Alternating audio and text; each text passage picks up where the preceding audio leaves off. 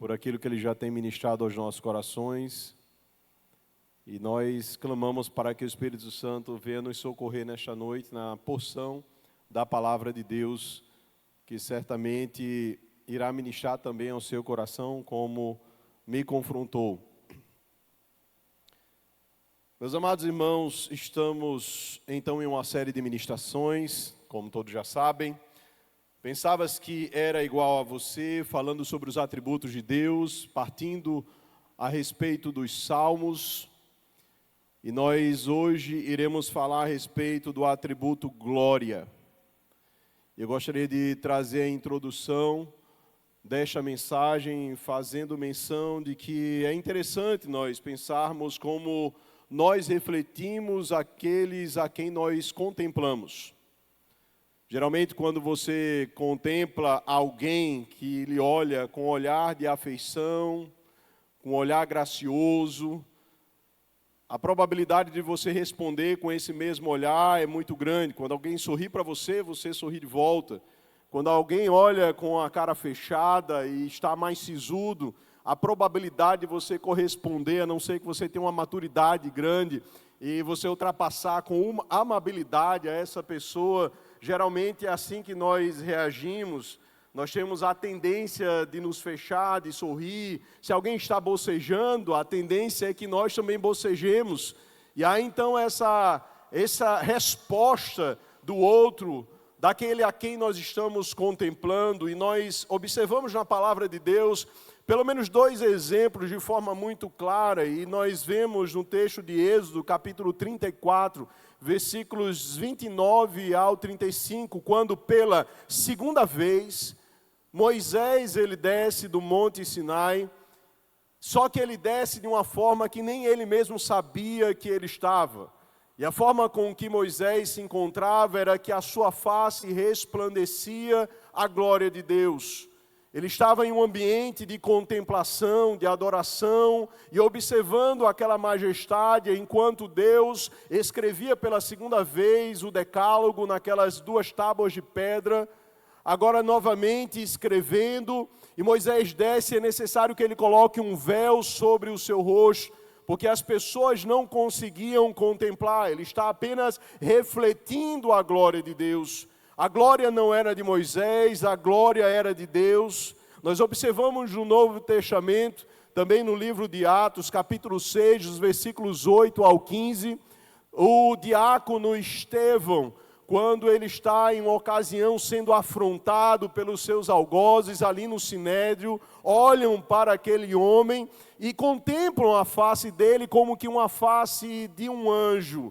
E que, portanto, eles estavam olhando para a vida desses homens e se admiravam pelo que contemplavam. Mas, na verdade, eles estavam contemplando não aos homens em si, mas aqueles a quem eles estavam contemplando, adorando, admirando. Quando alguém olha para as nossas vidas e eles reconhecem, realmente há alguma coisa de diferente em você. Eles não estão olhando apenas para você e estão vendo os seus atos, mas eles estão vendo a glória de Deus na sua vida, manifesto através de atos piedosos que glorificam ao nome de Deus. Precisamos ter esta consciência. Não vem de nós, mas daquele a quem nós contemplamos. E quando nós olhamos, eu gostaria que você abrisse, não será o texto que nós iremos ministrar na segunda carta aos Coríntios, capítulo 3, a partir do versículo 13, vai falar um pouco mais, agora na ótica de Paulo, sobre a experiência de Moisés,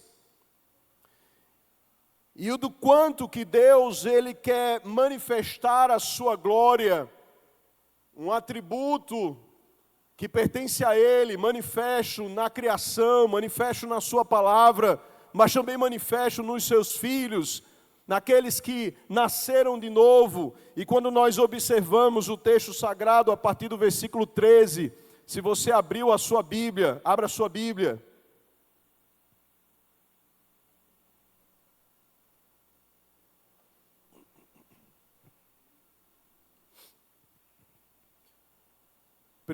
Segunda carta aos Coríntios, capítulo 3, do 13 em diante, diz assim: e não somos como Moisés, que punha um véu sobre o rosto, para que os filhos de Israel não pudessem fixar os olhos no fim daquilo que estava desaparecendo, mas a mente deles se endureceu. Pois até o dia de hoje, o mesmo véu permanece sobre a leitura da antiga aliança, não foi tirado, pois só em Cristo ele é removido. Mas até hoje, quando Moisés é lido, o véu está posto sobre o coração deles. Quando, porém, alguém se converte ao Senhor, o véu é tirado. Ora, este Senhor é o Espírito, e onde está o Espírito do Senhor, aí há liberdade. E todos nós, com o rosto descoberto, contemplando a glória do Senhor, somos transformados de glória em glória, na sua própria imagem, como pelo Senhor, que é o Espírito. Se Deus, Ele manifesta a sua glória, através de toda a sua criação, se aqueles que então contemplam ao Senhor podem manifestar a sua glória, é isso então que Ele quer manifestar através dos seus filhos. Aqueles que compreenderam a grandeza do Deus a quem serve, devem então manifestar como estes, que de glória em glória manifestam a glória daquele que nos chamou e nos redimiu. A glória então pertence ao Senhor. A glória não vem de nós, sabemos muito bem disso e nós precisamos compreender. A glória de Deus é conhecida em suas manifestações, chamadas de teofania na antiga aliança, onde Deus ele vai se manifestar de forma visível, Ele se manifesta na sua criação, mas Ele também se manifesta através da sua palavra e através do seu povo, que é a igreja de Cristo. E nesta noite nós iremos refletir justamente sobre este atributo glória de Deus, a partir do Salmo de número 19. E nesse momento eu gostaria que você abrisse no Salmo de número 19 e se colocasse em pé em reverência à palavra de Deus.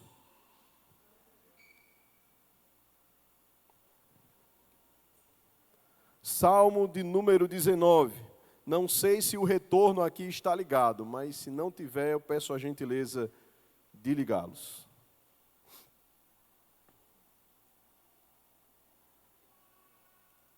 Um salmo muito conhecido.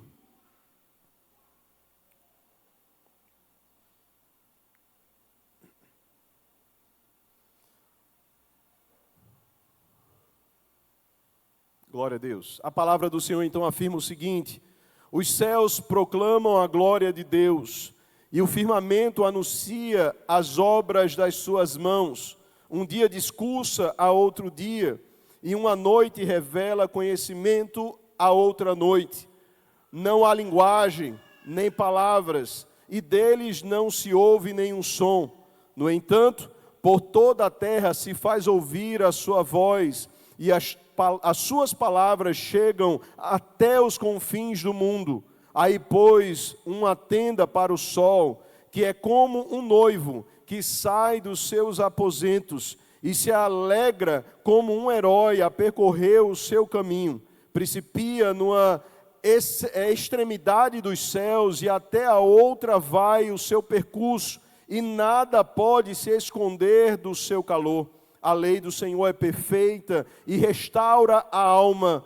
O testemunho do Senhor é fiel e dá sabedoria aos simples. Os preceitos do Senhor são retos e alegram o coração. O mandamento do Senhor é puro e ilumina os olhos. O temor do Senhor é límpido e permanece para sempre. Os juízos do Senhor são verdadeiros e todos igualmente justos. São mais desejáveis do que o ouro, mais do que muito ouro depurado, e são mais doces do que o mel e o destilar dos favos. Além disso, por eles se admoesta o teu servo, em os guardar a grande recompensa. Quem há que possa discernir as suas próprias faltas? absolve-me das que me são ocultas, também da soberba guarda o teu servo, que ela não me domine. Então serei irrepreensível e ficarei livre de grande transgressão. As palavras dos meus lábios e o meditar do meu coração sejam agradáveis na tua presença, Senhor, rocha minha e redentor meu. Fechemos os olhos mais uma vez. Diante da tua maravilhosa presença, Pai, nós rendemos-nos diante da tua grandeza e da tua glória, que é revelada mediante o que o próprio texto sagrado nos mostra. Nos ajuda a temê-lo e a honrá-lo como tu mereces. Aquieta os nossos corações, mas ao mesmo tempo dá-nos, Senhor, essa alegria em poder participar do culto de adoração a Ti, que é expresso através de adoração nas glórias, nos louvores, na oração e pela Tua palavra. Tenha misericórdia, Espírito Santo de Deus, e age em nossos corações, em nome de Jesus. Amém. Podeis assentar, amados.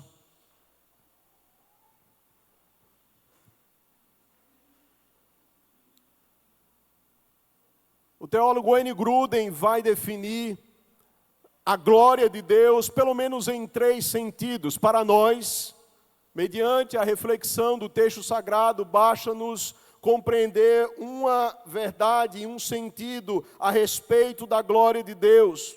A glória é o brilho criado que envolve a revelação do próprio Deus.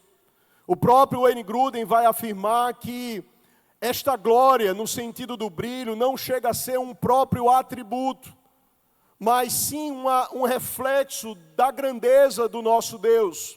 E ele vai afirmar algo interessante, algo que só lhe pertence, a glória só pertence a Deus. Ela é a adequada expressão exterior da sua própria excelência. É o salmista Davi, no Salmo 24, versículo 10, que vai nos dizer: quem é esse Rei da glória? O Senhor dos exércitos, Ele é o Rei da glória. Essa glória de Deus, então, memorize isso, é a manifestação visível da excelência do seu caráter. A glória de Deus é a manifestação visível da excelência do caráter de Deus. Então, nos Salmos que nós acabamos de ler, Deus, Ele revela essa manifestação da sua excelência, da excelência do seu caráter, em diversos aspectos. Deus se revela pela sua criação, como nós já falamos. Deus se revela pela sua preciosa palavra. Deus se revela nos seus filhos, a sua grandeza, a sua excelência, então é manifesta. E quando nós compreendemos que a glória de Deus é manifesta pela sua palavra também, precisamos nos voltar para esta palavra, compreendendo que esta palavra é o próprio Deus manifestando-se a cada um de nós. A glória de Deus está diante dos nossos olhos e que, portanto, nós precisamos reverenciá-lo. John Stott, em um dos seus comentários, vai nos dizer que talvez na antiga aliança, estes versículos apontam para a maior autorrevelação da glória de Deus, então manifestando diante de nós que Deus se deu a conhecer diante de toda a humanidade. Ninguém pode afirmar que não existe um Deus. Também nos afirma que Deus, Ele é o rei que legisla, é o legislador, de todo Israel, mas também que é o redentor do indivíduo. Então Ele sai da grandeza da sua manifestação em glória, em sua criação, diante de todos os olhos, manifesta-se a um povo, mas redime aqueles a quem tem um propósito. E neste salmo, então, nós iremos meditar sobre a glória de Deus, lembrando-nos que esta glória é a manifestação visível da excelência do seu caráter. E eu quero destacar pelo menos 3 pontos aonde o texto sagrado nos aponta, que já mencionei, mas que nós precisamos, olhando para o texto, observar onde a glória de Deus ela é manifesta. Primeiramente dos versos 1 ao verso 6, a glória de Deus na sua revelação geral. Como Deus se manifesta a todos os homens, como nós, contemplando a sua criação, não temos como nos desculpar diante do Deus cheio de glória, de poder e de majestade. Olhando então para o texto, nós vamos observar: os céus proclamam a glória de Deus, e o firmamento anuncia as obras das suas mãos. Um dia discurso a outro dia, e uma noite revela conhecimento a outra noite. Não há linguagem, nem palavras, e deles não se ouve nenhum som. No entanto, por toda a terra se faz ouvir a sua voz, e as suas palavras chegam até os confins do mundo. Aí, pois, uma tenda para o sol, que é como um noivo que sai dos seus aposentos e se alegra como um herói a percorrer o seu caminho. Principia numa extremidade dos céus e até a outra vai o seu percurso, e nada pode esconder-se do seu calor. A glória de Deus manifesta de forma geral diante da criação de Deus. Quando nós paramos para contemplar a criação de Deus, não há como alguém que foi iluminado pela glória de Deus, ou mesmo racionalmente, não reconheça que há um ser cheio de poder, de glória e de majestade, que realizou e criou todas as coisas. A ciência tenta apresentar argumentações lógicas para trazer então a criação da vida a partir da matéria, mas é impossível que isso venha a acontecer, porque Deus mesmo, Ele é o autor da vida. Então, nós não podemos alegar que nós não conhecemos a Deus. Ele nunca deixou de dar uma revelação ao seu próprio respeito, revelação da sua glória, e essa revelação é uma revelação geral. Não está restrita na Igreja Batista Missionária, na Assembleia de Deus, ou muito menos na Presbiteriana.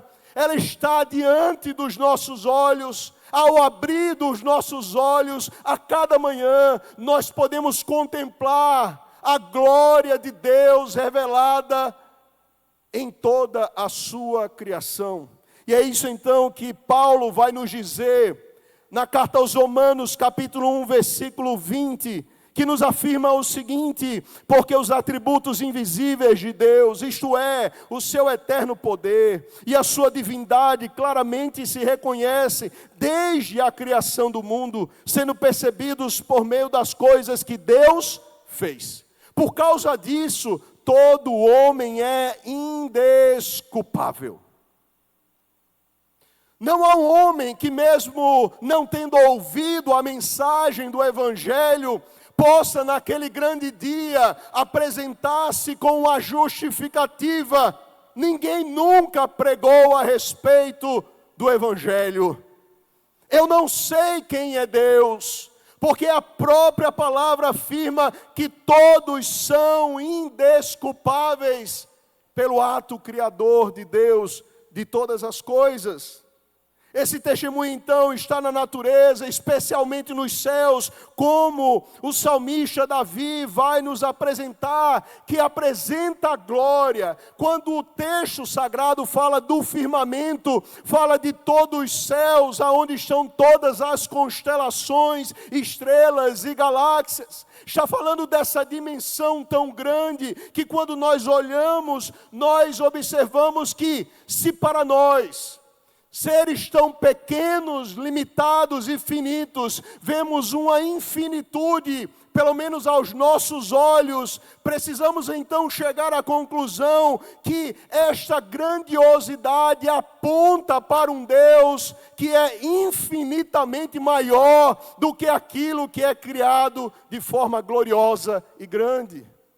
Quando olhamos para os céus e entendemos que a palavra de Deus afirma que no céu dos céus, lá é a habitação de Deus, não esse ambiente criado, mas um ambiente espiritual, nós podemos entender que, na verdade, os céus estão contidos em Deus. Deus não habita no céu que nós olhamos, no firmamento, mas os céus estão contidos em Deus, porque Ele criou todas as coisas. E o texto então nos afirma que este firmamento, esses céus, de dia e de noite, proclamam, magnificam a glória de Deus. Dia após dia, estão anunciando diante dos nossos olhos a glória do nosso Senhor. Meus amados, é o nosso Senhor, o nosso Pai, Criador dos céus e da terra, e que também te criou. Nas palavras de Isaac Newton, ele vai afirmar: a natureza se levanta e em alta voz canta louvores ao Criador até os lugares mais longínquos. A natureza está proclamando a glória de Deus, está engrandecendo ao Deus que é maior do que toda coisa criada. Se nós nos admiramos com os céus, agora imagine a glória de Deus, do nosso Pai, que criou todas estas coisas. E o testemunho que Deus dá a respeito de si mesmo, através dos céus, podemos observar pelo menos de 3 formas. Em primeiro lugar, é de forma contínua. Um dia discursa a outro dia. Uma noite revela conhecimento a outra noite. Isso fala que não há intervalo, não há interrupções para que os céus proclamem a glória de Deus. Mas também é abundante o verbo usado no verso 2, que afirma: um dia discursa, outro dia. Fala a respeito justamente, discursa e fala, se expressa, se manifesta, mas também é universal, mesmo sem palavras, nem linguagem, sem nenhum som. Não precisa de um idioma inteligível, que seja então compreensível, porque a grandeza está manifestando a esta glória, por meio então da visão e não do som. As palavras dos céus ressoam até os confins da terra, é o que o verso 4 nos afirma. Se faz ouvir a sua voz, como que Deus afirmando: eu estou aqui, eu criei todas as coisas. Entenda, homem pequeno e limitado, eu te criei, eu te formei, eu preparei todo este ambiente e coloquei o homem para que ele usufrua e reconheça quem eu sou. E o Deus que nós servimos é o Deus de toda a glória. O Deus que deve e merece receber toda a glória.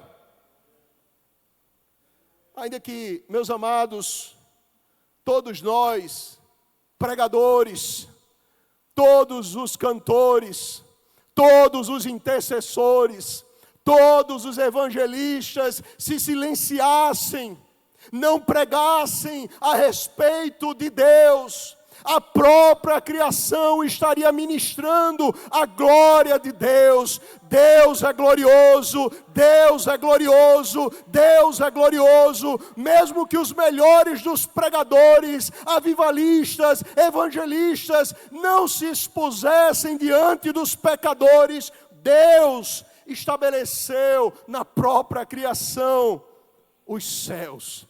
E eles cumprem esse papel. Os céus estão afirmando: Deus é glorioso. Ainda que a natureza seja silenciada, ainda que nós pudéssemos fazer com que o sol, em sua glória, no mais alto lugar, mantivesse, conservasse o seu silêncio, sem o seu fulgor. Ainda assim, a palavra de Deus afirma que no silêncio, a voz de Deus gritando aos nossos corações: eu sou Deus de toda glória. Sim, então o silêncio em si é um discurso de Deus. Imaginemos-nos nos lugares mais longínquos, nas montanhas isoladas, aonde houver uma alma, quando ele contempla para o céu estrelado, ele está admirando e observando esta glória de Deus. Mesmo que ele não tenha a compreensão completa do Evangelho, mas diante da sua palavra, ele afirma, a palavra afirma, a glória de Deus está sendo manifesta. E o salmista amplia o quadro desta glória de Deus manifesta na revelação geral da sua glória, quando ele vai apresentar, olha, os céus, na verdade é uma tenda, para que o sol se apresente.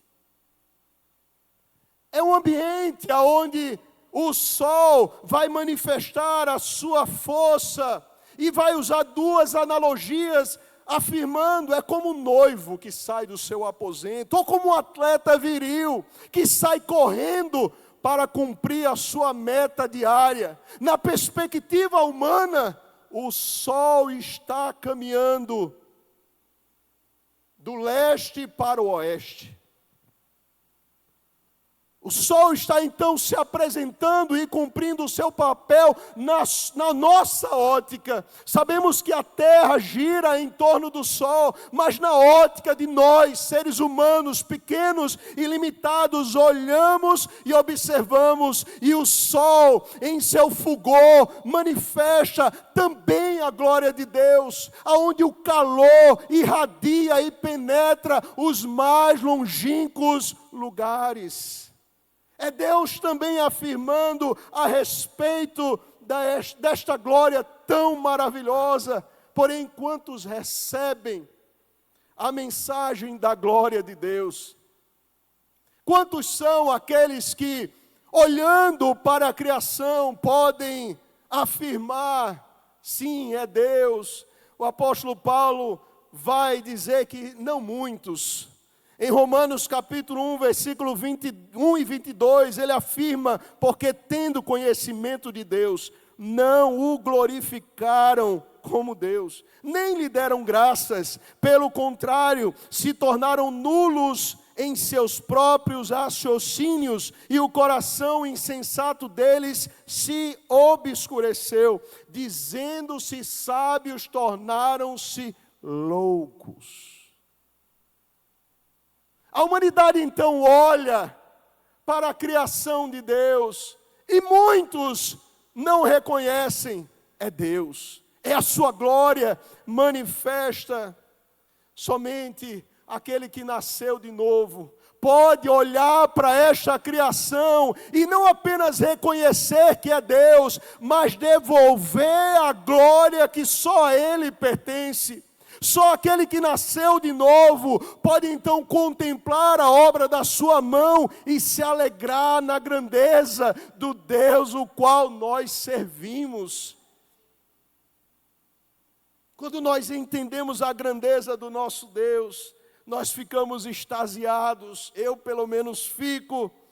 Toda a criação de fato está sujeita a Deus e lhe dá louvores. Isaías 40, depois você medita, tem vários versículos falando a respeito dessa grandeza que expressa a glória de Deus. Mas o versículo 26, está escrito que Deus criou o exército dos céus, referindo-se então ali às estrelas e toda a constituição dos céus, e ele vai dizer que ele conhece a cada uma pelo seu nome, e ele as conclama, e elas se apresentam diante dele. É a glória de Deus sendo manifesta, mas também reverenciando aquele que é digno de toda adoração.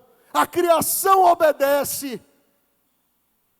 Os ímpios não conseguem obedecer, mas nós, que conhecemos a palavra de Deus, que fomos iluminados por esta revelação geral, mas obviamente específica, que iremos adentrar posteriormente, nem sempre obedecemos ao Deus de toda glória.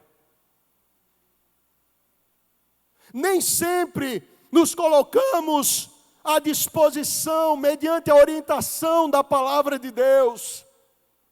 Nem sempre nós queremos devolver a glória a Deus através dos nossos atos de obediência. Por que nós fazemos isso? Por que o nosso coração é tão endurecido? A criação, seres inanimados, glorificam o Pai, seres vivos glorificam o Pai. Aquele que nasceu de novo, nem sempre se sujeitam à vontade do Pai. Isso fala, meus amados, da nossa responsabilidade diante da verdade do Evangelho. Uma coisa é você ouvir a verdade, compreender a verdade, e outra completamente diferente é obedecer a esta verdade. O Senhor nos chamou para obedecermos a palavra. Segundo então, aspecto da glória de Deus manifesta, se encontra dos versos 7 ao 10. A glória de Deus, então, na revelação especial. O salmista começa apresentando a criação. Mostra, olha, Deus, Ele mostra a sua glória através dos céus, mostra a sua glória através do sol, e usa analogias para que nós venhamos compreender e então entender que Deus, Ele é glorioso através das coisas criadas, mas agora Ele adentra para uma revelação da sua glória específica, uma revelação especial da parte de Deus. E os versos 7 a 10 então nos dizem o seguinte: a lei do Senhor é perfeita e restaura a alma. O testemunho do Senhor é fiel e dá sabedoria aos simples. Os preceitos do Senhor são retos e alegram o coração. Os mandamentos do Senhor são puros e iluminam os olhos. O temor do Senhor é límpido e permanece para sempre. Os juízos do Senhor são verdadeiros e todos igualmente justos. São mais desejáveis do que o ouro, mais do que muito ouro depurado, e são mais doces do que o mel e o destilar dos favos. A lei do Senhor. A lei do Senhor. E quando nós olhamos para o texto sagrado, nós vamos observar como alguns estudiosos vão apontar este salmo, que é como se Deus estivesse revelando a sua glória em 2 volumes. O volume da sua criação, mas também o volume das sagradas escrituras.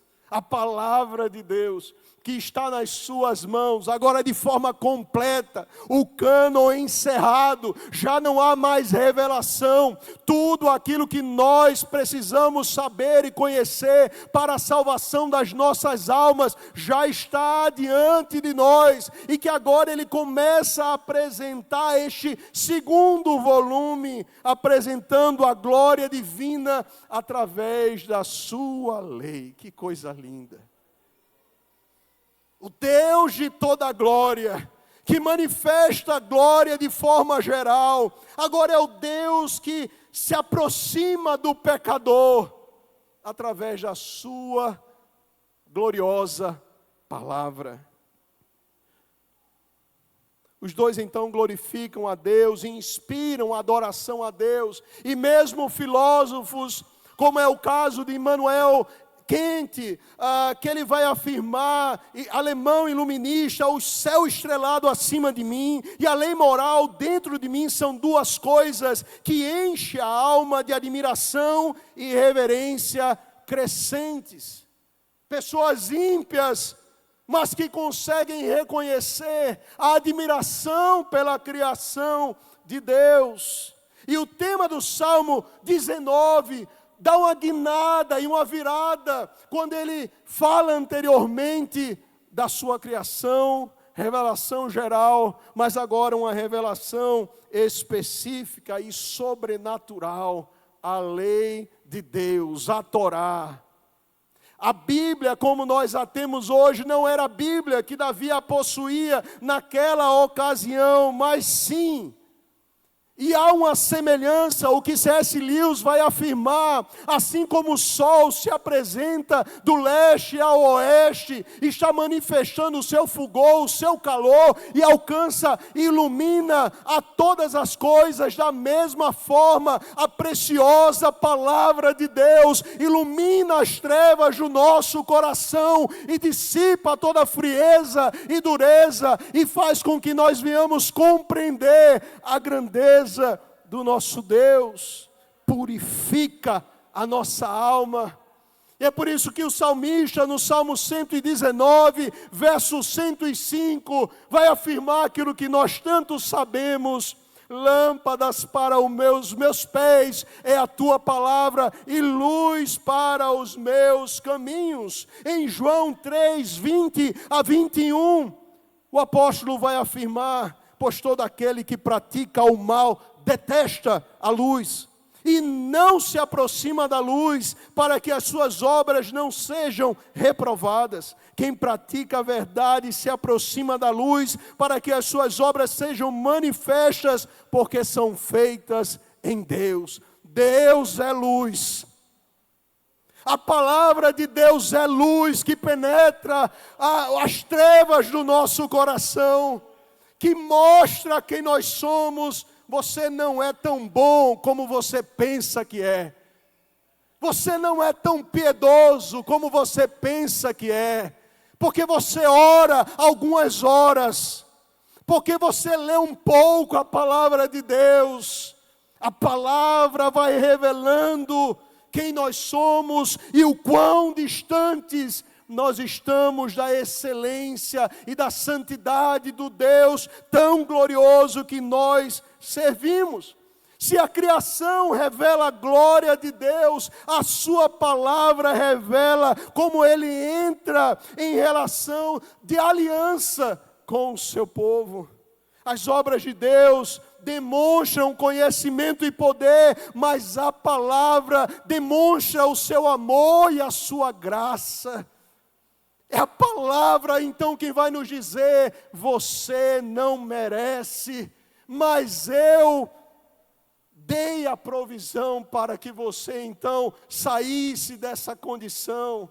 Eu entreguei, eu enviei o meu Filho para te perdoar de todo o pecado.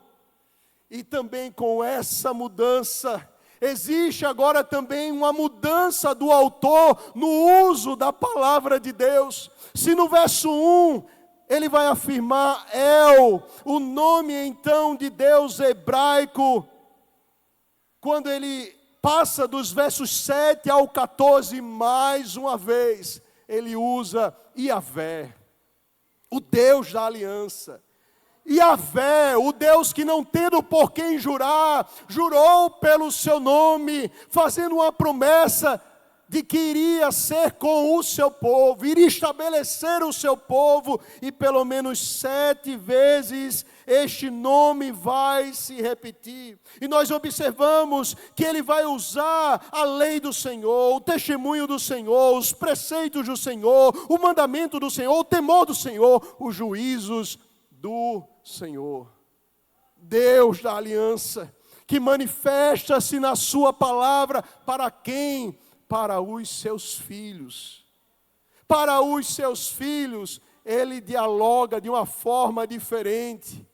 Não é de uma forma geral, ainda tentando se chegar a uma conclusão. Para os seus filhos, ele chama para perto de si. E como foi dito aqui, nesta noite, mostrando e apresentando, vem, você é filho. E como filho, há lugar à mesa. Sei, você ainda continua pecando, mas a minha graça é melhor do que a vida. O meu amor cobre multidões de pecados. Vem há lugar à mesa do Pai.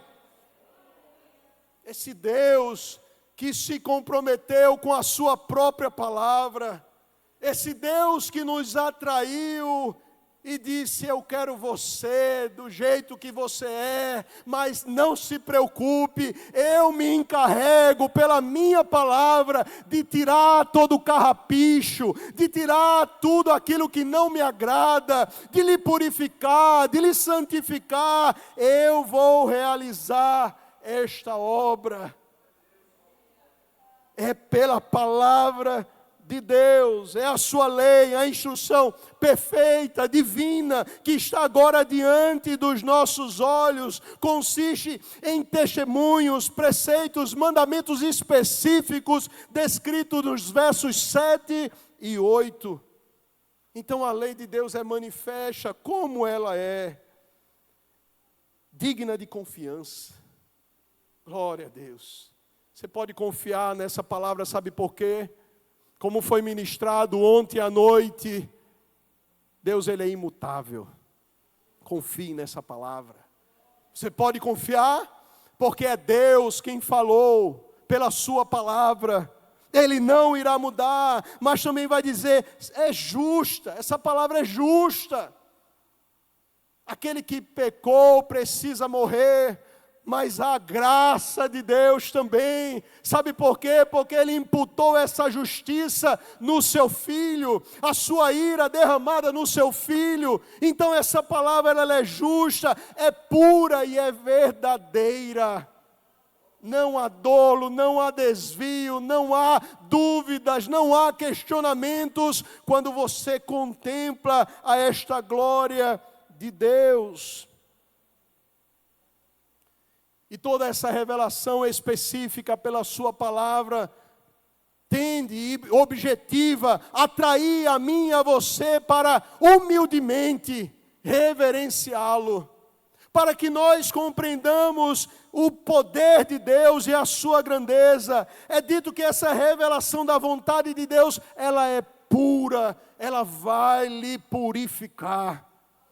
Se você olha para dentro de si e analisa, meu Deus, quão terrível eu sou, e de fato você e eu somos, mas a palavra de Deus santifica-os na verdade. A tua palavra é a verdade, essa verdade que liberta, essa verdade que desfaz os intentos de Satanás, essa verdade que toda mentira precisa cair de Satanás, e as que nós mesmos praticamos, e prevalece a verdade de Deus, Jesus Cristo de Nazaré, em cada um de nós.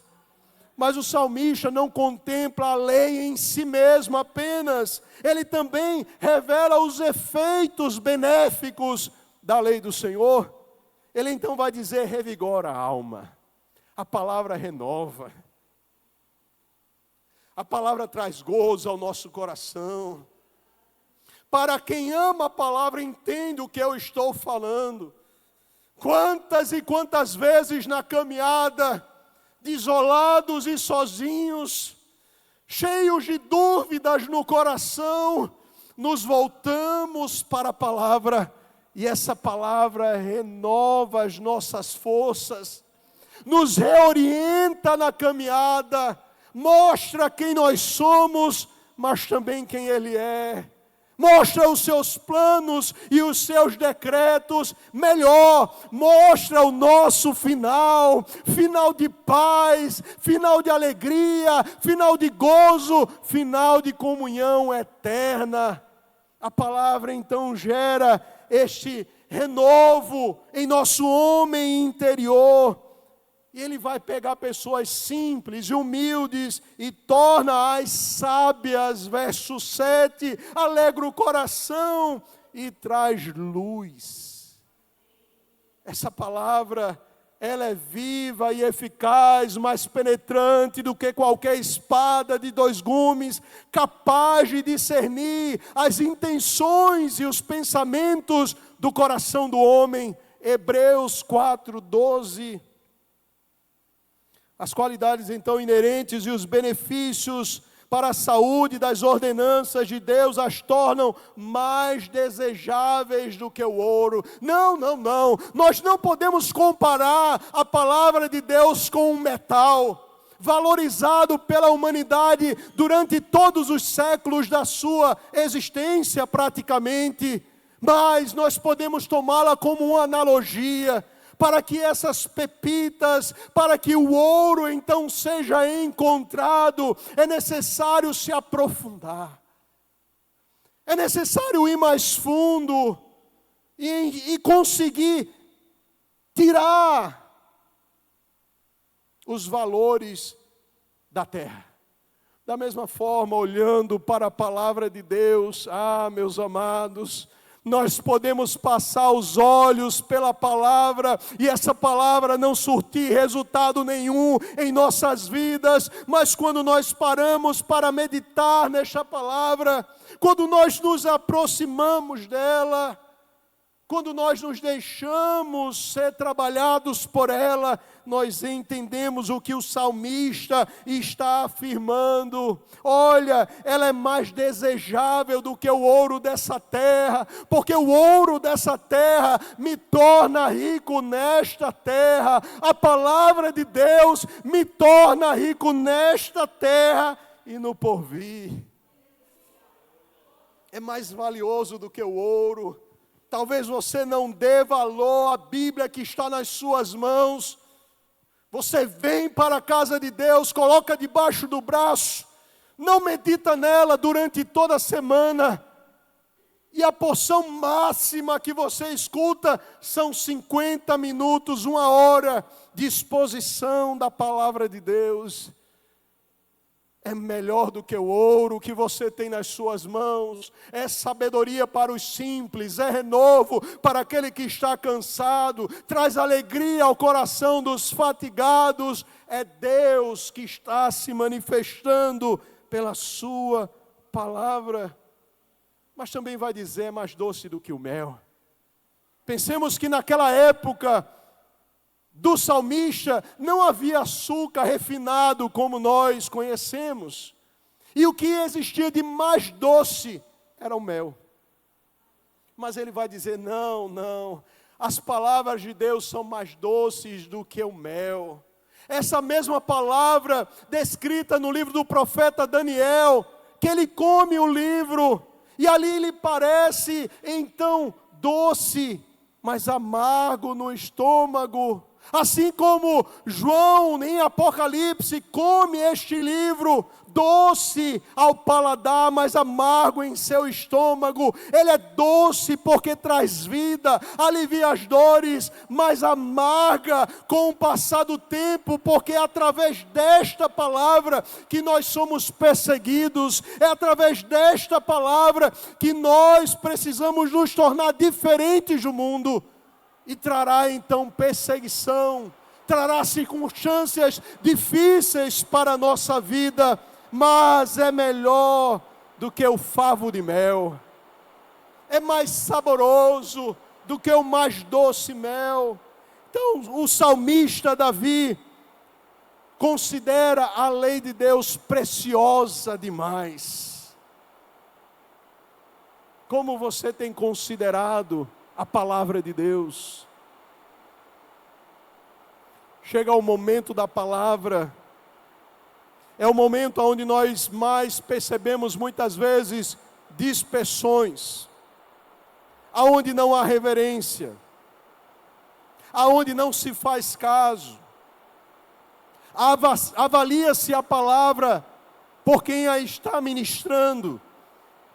Uma visão tacanha, pequena, limitada, do poder do Evangelho, que transforma, que gera vida, que restaura a imagem de Cristo em cada um de nós. Olha, a palavra de Deus, ela é doce, não, ela é mais doce do que o mais puro mel. Essa palavra traz vida ao meu e o seu coração.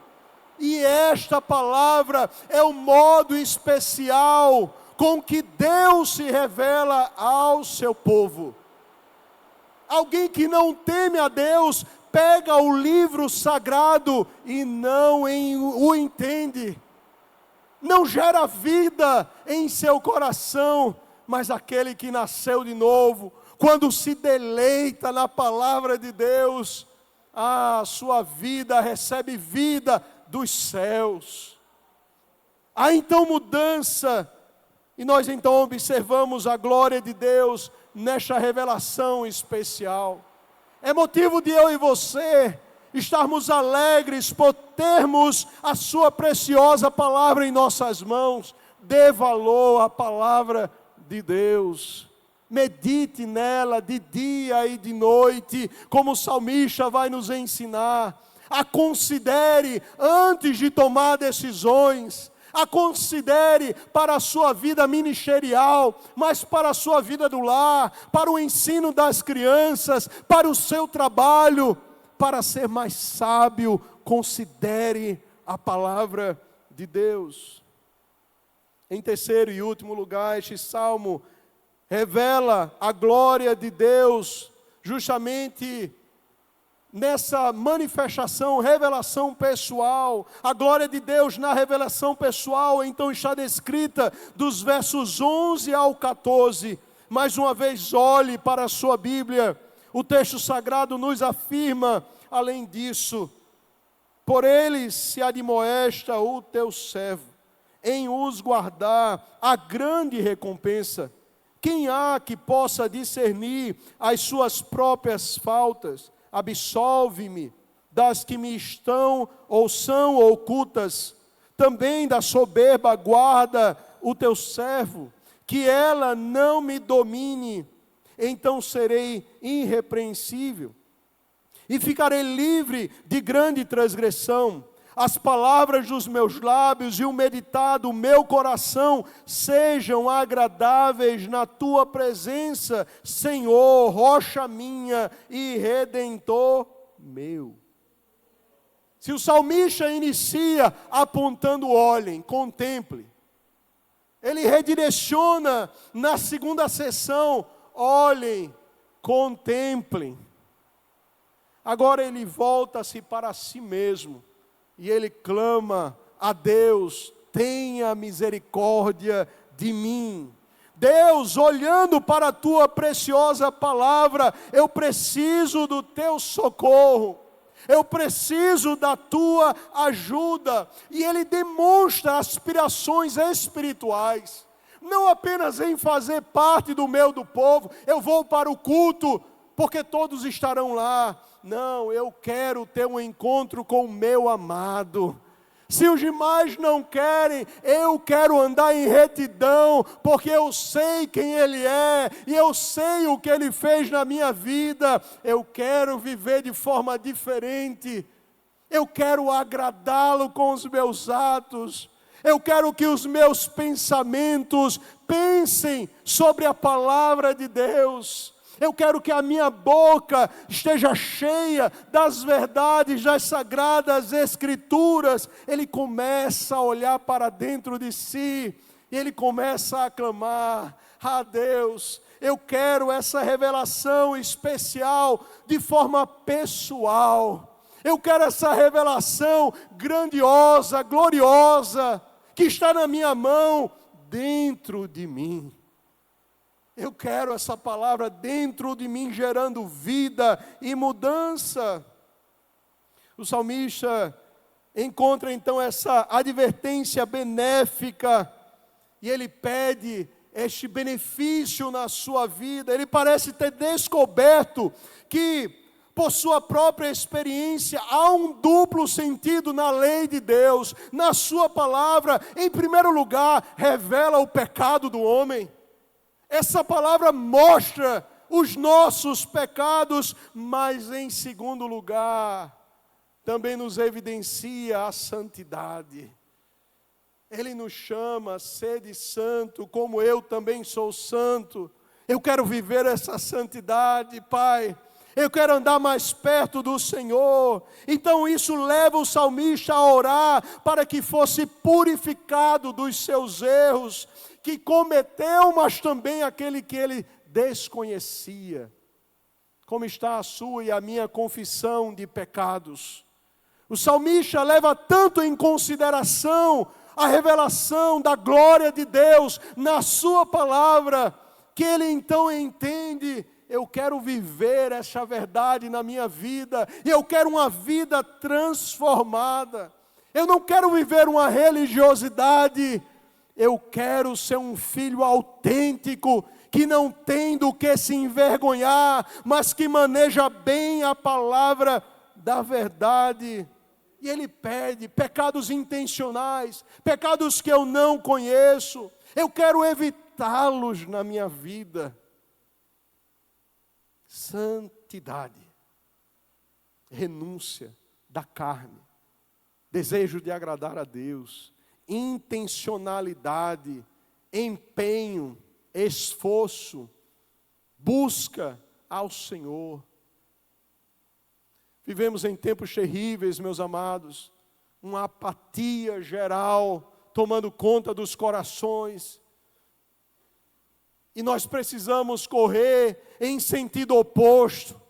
Cada um de nós responderá diante de Deus: me perdoe, mas eu não tenho a ver com a sua história e caminhada no sentido da sua santificação, além das minhas responsabilidades enquanto pastor.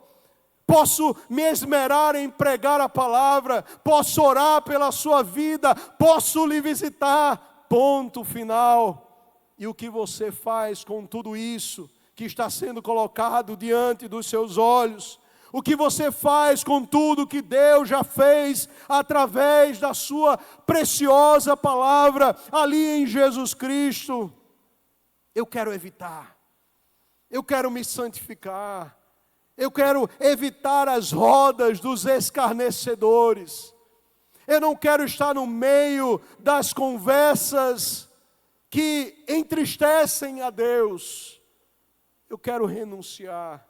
Eu quero viver para a sua glória. Eu quero ser livre. Sabe por que isso acontece? E sabe quando isso acontece? Acontece quando nós temos o vislumbre da glória de Deus. Isso só vai acontecer talvez eu esteja falando e você esteja me olhando: pastor, isso eu já sei. Mas não é uma questão de saber, é assimilar como verdade na sua vida. O profeta Isaías, no capítulo 6, vislumbra a glória de Deus, e a reação dele é se humilhar diante de Deus. Tenha misericórdia de mim, porque eu sou um homem pecador, de impuros lábios, e habito no meio de homens de lábios impuros, e os meus olhos viram o Rei. Sabe quando santidade chegará como anseio na minha e na sua vida? Quando nós adentrarmos no lugar santo, de glória, de manifestação do seu poder, olharmos para a sua santidade, nós iremos então ter que nos humilhar, contemplando a glória de Deus. Nós queremos então ter uma vida de santificação, uma vida diferente. Quero uma vida diferente, crente. Quero uma vida que glorifique a Deus, assim como a glória de Deus é manifesta, como o texto sagrado nos afirma. E este salmo então termina com uma oração em que o salmista vai além do seu pedido de libertação e chega a um desejo muito pessoal. Ele vai pedir, inclusive, Senhor, que os meus pensamentos sejam agradáveis a Ti. O texto então afirma, verso 14, as palavras dos meus lábios e o meditar do meu coração sejam agradáveis na Tua presença, Senhor, rocha minha e redentor meu. Ele está falando e afirmando, rocha minha, segurança minha, auxílio meu, abrigo meu, mas redentor meu. Ele é o teu redentor, o teu salvador. Tito capítulo 2, versículo 14 nos diz, Ele deu a si mesmo por nós, a fim de nos remir de toda iniquidade e purificar para si mesmo um povo exclusivamente seu, dedicado à prática de boas obras. Ele te redimiu, se santifique. Foi para esta obra que Ele te chamou para ser santo. Bendize, ó minha alma, ao Senhor, e tudo o que há em mim bendiga ao seu santo nome, e não se esqueça de nenhum dos seus benefícios. Salmo 103, versos 1 e 2. Você sabe o que Deus fez pela sua vida? Renuncie, se purifique, almeje, persista, queira viver como o salmista. Encerra este salmo após compreender a glória de Deus. Ele contemplou e ele então quis para si uma mudança e uma transformação através da sua palavra. Concluindo, meus amados irmãos, este salmo fala da glória de Deus na sua autorrevelação. Revelação através da sua criação, revelação geral. Fala da glória de Deus em sua revelação específica, restrita, especial, pela sua palavra. É a palavra quem vai te salvar, é a palavra quem vai te direcionar para os céus. Mas conclui com esta palavra, desejando ser aplicada em seu coração, porque o salmista contemplou e vislumbrou a glória de Deus, e agora ele queria vivê-la e tomá-la para si. Me preenche, ó verdades espirituais.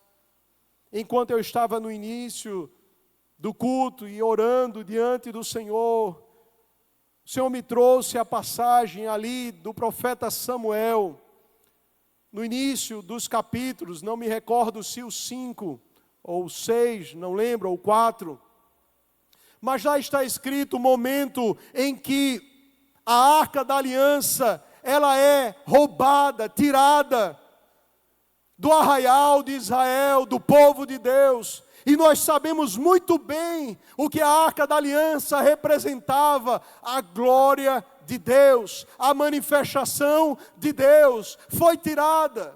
Os filhos de Eli morreram, a nora de Eli estava grávida, curvou-se e teve o seu filho, e nomeou o seu filho e acabou. A glória de Deus se foi. Enquanto eu estava lembrando-me desta porção da palavra, eu comecei a ponderar por que a glória de Deus se foi. Por que nós cultuamos ao Senhor como se a glória dele de fato não estivesse em nosso meio?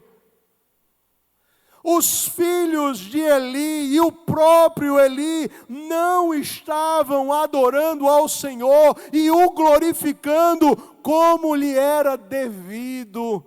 Por isso a glória se foi. Sabe por quê? Não há muitas vezes glória no meio do povo de Deus, porque eu e você desconsideramos a glória de Deus e não glorificamos a Ele como Ele merece. Pessoas irreverentes na presença de Deus, mas preocupadas com os seus afazeres, olhando os seus celulares, atentos a tantas outras coisas e falhas humanas, mas que não reverenciam a glória de Deus. Por isso acabou, por isso que cultos estão sem graça, por isso que não há humilhação, por isso que não há quebrantamento. Há muita técnica, mas pouca devoção. Há muita performance, mas pouca entrega. E acabou, a glória se foi.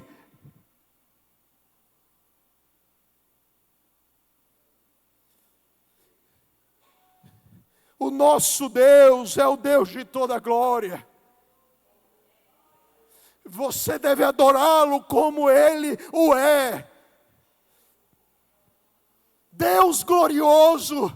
E pegou pessoas miseráveis, pecadoras como eu e você, para estar diante desta glória. Reverencie ao Deus glorioso que te salvou. Reverencie a sua palavra.